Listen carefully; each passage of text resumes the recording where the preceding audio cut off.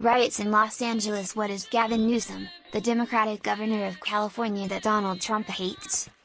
In the United States, tension continues to rise in Los Angeles between demonstrators and government authorities. On the front line, the governor of the state of California, Gavin Newsom, constantly criticizes the intentions of the dictatorial President Donald Trump, whose crazy fantasy he condemns. Here is this politician committed against the 47th President of the United States. A tense context, as American news is focused in California, where Donald Trump's migration policy has provoked strong popular protests. The governor of the region, Gavin Newsom, is gaining popularity by publicly opposing the American president.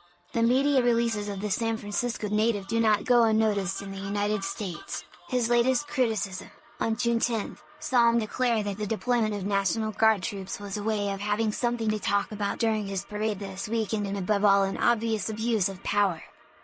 The governor of California, the most populous state in the country with 39 million inhabitants, is not at his last minute in terms of criticism of the 47th president, so much so that for his part, Donald Trump retaliated by declaring on June 9 that it would be great to be able to stop his political rival, Democrat, the one who was first elected head of the state of California in 2018 and then in 2022, is distinguished from Donald Trump's conservative and traditional axis by very progressive positions. U.S. Marines serve a valuable purpose for this country, defending democracy. They are not political pawns.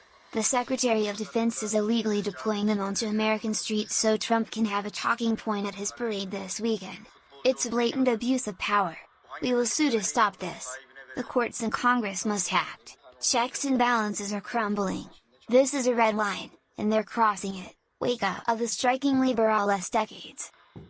On many social issues, he shows total liberalism, especially about the regulation of firearms, the issue of the death penalty, that of the LGBT community are the most modest people in his state.